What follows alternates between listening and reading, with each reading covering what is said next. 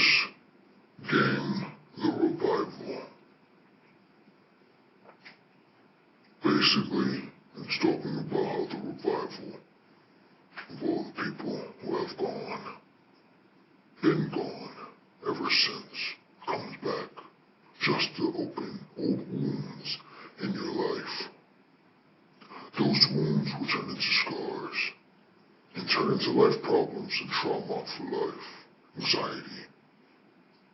Anything can go in this game. The revival is a simple game. All you have to do is write down 5 sentences about your life. What is meaningful to you? And if you write something that is non-meaningful, and that really doesn't really matter or have purpose, you must put your hands under cold water for 30 seconds. You only have 2 minutes to complete this task. Other than that,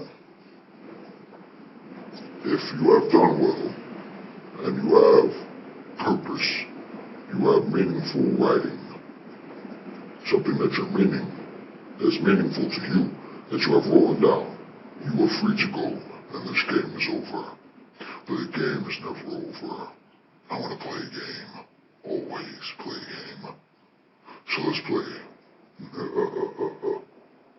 The game will start